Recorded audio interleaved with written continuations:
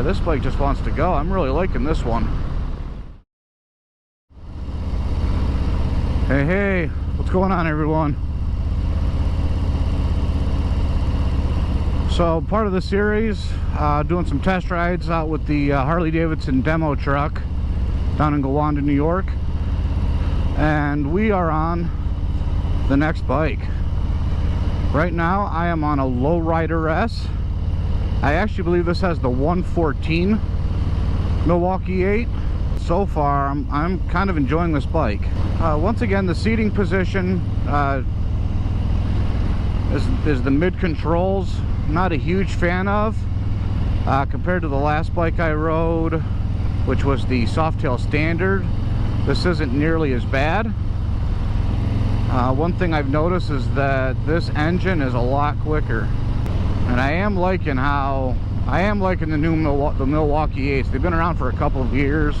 Once again, my 07 Street Glide is running a 96 Evo. This is just smooth. One thing I've noticed with this one here, the transmission is just smooth. A little bit of a clunk, but the transition is almost seamless. And if you're new here to the series, I am not a professional reviewer. I will not give you stats. I'm just here to see how the bikes feel. Potential down the road to get a smaller bike. I'd like to get a smaller bike, keep the Street Glide, but just have another tool in the garage for around town commuting. Oh man, this thing just wants to lean. It's got really nice suspension and it sounds amazing. A little bit of a mini fairing in the front, which is blocking a little bit of the wind on the chest. Still hitting me up around the shoulders though, but it is nice getting a little bit of air. It's about mid 70s and humid out right now, just going under a rain cloud, or at least a gray cloud. I've looked at a couple of older Lowrider S's as a possibility to be one. There's a possibility to add to the garage, and I gotta say, this bike is not disappointing me. Now I know why Blockhead likes his so much.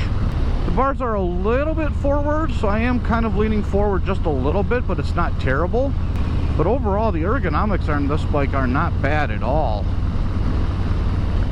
The Softail Standard, towards the end there, my hips started cramping up, and my hips seem to be a little bit more relaxed on this one. And one thing I've noticed is the brake pedal is actually set back a little bit, so it's a little bit easier to push. I don't have to rotate my foot forward over the peg. I do have to say, I like the look of the empty thing here with the speedometer down on the gas tank. Yeah, you really don't know. I mean, you got to glance down, but it isn't horrible. Yeah, really liking this bike. Once again, I don't know any stats. I don't even know what the price is on this. Don't really care. I'm just here to ride. Definitely, once again, a lot lighter than my Street Glide, which is what I'm looking for. A little bit smaller physical size. It definitely wants to lean over. Definitely very nimble. Probably would have to put some forward foot pegs on there. Wasn't sure about the seat when I first sat on the bike, but as I ride it, it is pretty good. So I think if I had some forward controls on this, it'd be almost perfect. I am liking the way they're doing this test ride. You get a little bit of the in-town, but they do take you out on up to 55. So you actually get to see what the bike can do doing some cruising. When I bought my Street Glide, it was pretty much around the block. I mean, granted, it was a very long block, but it was only about 2 miles long. A little bit of 55 in there. A lot of like technical curvy city 30 miles an hour driving.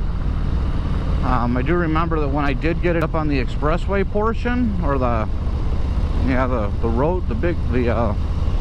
road portion of it, I really enjoyed it, and that's what ultimately led me to buy the bike. But one of the things I noticed is at slow speeds, especially prolonged, it was a very heavy bike, and I learned that very quickly. First year or so, I ended up having to lay the bike down on its side about 2 or 3 times, doing slow or coming to a stop. With a little bit forward pegs, I think this bike would be fine. leaning forward just a little bit, but I'm not feeling too much strain on my shoulders and upper back. If I need to, I can sit straight up. Just have to lean, you know, sit forward just a little bit, but it's not bad. I'm pretty sure I could end up taking this bike around for a couple hundred miles on a day trip. So this is the, I believe, 2021 Lowrider S. It's a really nice bike. I am very impressed. Even though it's in the same classification as the Softail Standard, this does have the bigger engine. The seating position on this is a little bit different. Overall, really nice bike. So how many of you, I know I've asked this last week, but how many of you are looking for a new bike? If this video helps you and you end up going with a Lowrider S, hit the thumbs up button. Give this video a like. And if you like these test ride videos, once again, give them a like, then hit that subscribe button and click on that notification bell so you get alerted to all these videos. My normal upload schedule is on Sundays.